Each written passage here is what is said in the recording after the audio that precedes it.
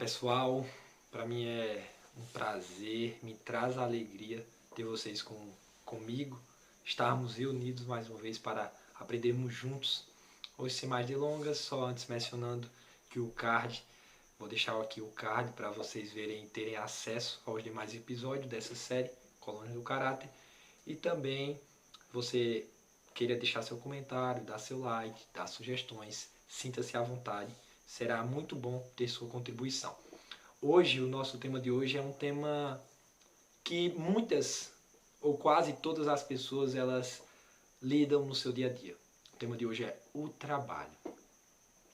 Quando falamos em trabalho, pelo menos de forma particular, as pessoas elas encaram hoje como um meio de sobrevivência, meio de conseguir recursos para suprir algumas necessidades, principalmente físicas, e assim poder subsistir, né, dar continuidade à sua vida, oferecer na questão de quem é pai e mãe o conforto que o dinheiro pode proporcionar em determinadas áreas para seus filhos, enfim, entre outras coisas mais.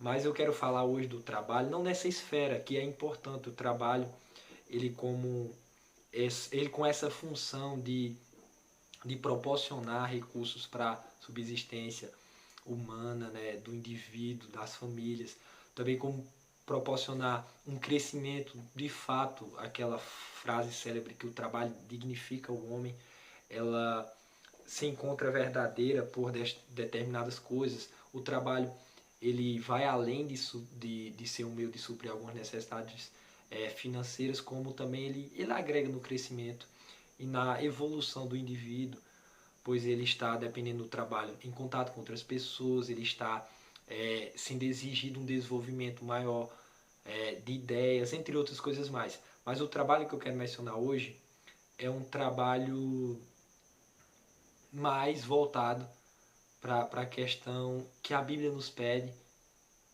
em nossa vivência, não em momento isolado, não é um trabalho que deveria a primórdio exigir de nós uma preocupação ou algo que fosse contrário ao nosso desejo, mas algo que fluísse do nosso coração. Mas já que estamos falando de trabalho, eu gostaria de citar um texto bem conhecido aqui de Provérbios 6, Provérbios 6, do 6 ao 8, é um texto muito conhecido que diz assim: vai ter com a formiga ao preguiçoso, considera os seus caminhos e ser sábio, não tendo ela chefe, nem oficial, nem comandante, no estio prepara o seu pão, na cega junto o seu mantimento. Aqui o Salomão, o sábio Salomão, ele se apropria da figura da formiga, aquele ser minúsculo, mas que você vê sempre para lá e para cá, sempre também de forma ou solitária ou em conjunto, trabalhando para que ela possa ter o sustento e trabalhando de uma forma incansável. E aqui vai ser usada essa metáfora, essa ilustração da formiga para combater a preguiça. E aqui vai ser atribuída ou direcionada primariamente para o trabalho, sim. O trabalho que eu já mencionei algumas características logo no início da minha argumentação. Mas eu queria voltar e fazer um paralelo desse trabalho da formiga, e que vai ser citado aqui que ela não tem oficial nem comandante, ou seja, não tem ninguém orientando ela, exigindo isso dela, ou de fato dando algum direcionamento para que ela faça isso. Eu gostaria de trazer para que a gente possa aprender a não vivenciar uma preguiça em outro aspecto. Em qual? Para fazer o paralelo, eu vou citar aqui uma parábola que se encontra lá em Mateus 25. É contada a parábola das 10 virgens, a parábola do grande julgamento, e logo em seguida vai ser mencionada a parábola dos talentos, onde 3 trabalhadores recebem diferentes quantidades de talento, e o seu chefe, o seu patrão, o seu senhor sai da cidade, e quando ele retorna, um tem multiplicado, tem dobrado o valor dos talentos, e 2 deles na realidade têm dobrado o valor do talento e o outro tem enterrado. O outro tem agido, digamos assim, de forma preguiçosa, de forma imprudente, e não tem feito de fato multiplicar-se o talento que o Senhor deixou. Vai ser lidado ali com dinheiro, mas nós entendemos como algumas habilidades individuais e dons concedidos por Deus que Ele nos dá para trabalharmos, não em busca de recursos financeiros, mas para trabalharmos em busca de beneficiar o próximo e através desse benefício, refletir um pouco de quem Deus é em nossa vida e do que Ele tem feito. Para entendermos um pouco sobre isso, no contexto dessa parábola, no livro aqui, Colunas do Caráter, é feito um comentário, elaborado um comentário que diz o seguinte: o menor talento dedicado prazeteiramente ao serviço de Deus e da humanidade produzirá retornos maiores do que o talento invejado pelo seu valor, mas que foi enterrado egoisticamente pelo indolente. Falando na questão de trabalho para Deus, que pode ser feito e realizado em todas as esferas, tanto dentro do templo, na igreja, em casa, na rua, no trabalho, enfim, que é algo para ser presente no nosso dia a dia, que é algo para ser prazeroso, assim como a formiga, não tem ninguém pegando no seu pé para que faça, deve ser algo que deve fluir do nosso coração ao permitirmos que Deus reine de fato, e o nosso desejo vai ser transmitir esse rei que tem efetuado as maravilhas e que tem guiado os nossos passos, que tem de fato sido relevante e transformado o nosso viver.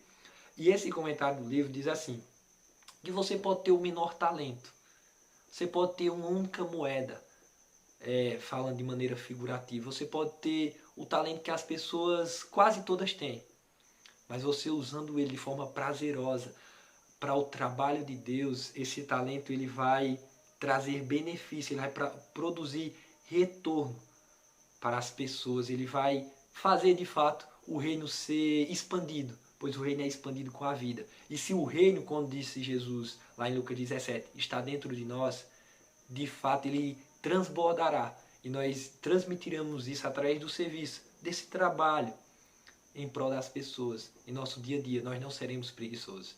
Mas se você tem o maior dos talentos, sei lá, as pessoas acham o talento comunicativo, o talento de fazer grandes coisas que chamam a atenção, mas você deixa de lado o trabalho necessário, o uso desses talentos para Deus, ou usa ele de forma para trazer benefício e enfoque para si mesmo, você vai estar usando ele de forma egoísta. Você vai estar fazendo um uso indolente desse talento e assim trabalhando em vão. O que nós podemos aprender com o exemplo da formiga e com a parábola que Cristo fala, entre outras coisas que nós podemos citar, mas só pegando essas características falando em relação ao trabalho, é que Deus nos concedeu um trabalho. No final de cada evangelho, ou pelo menos do de Mateus, nós encontramos de uma forma clara o ide de Cristo.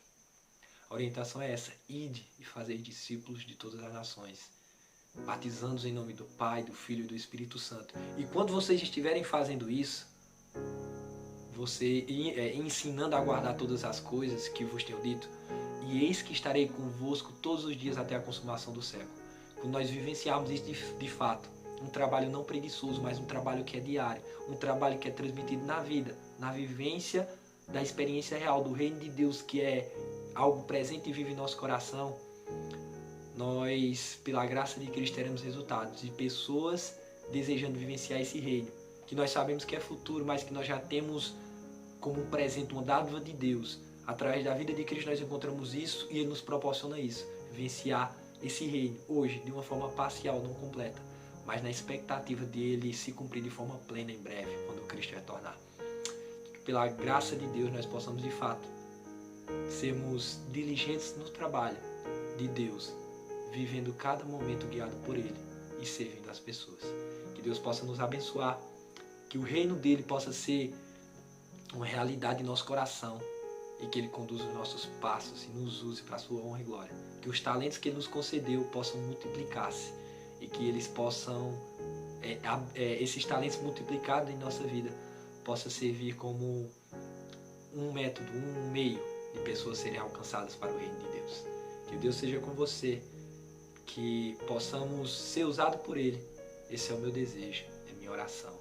Em nome de Jesus. Amém. Grande abraço, até o nosso próximo encontro. Fique com Deus.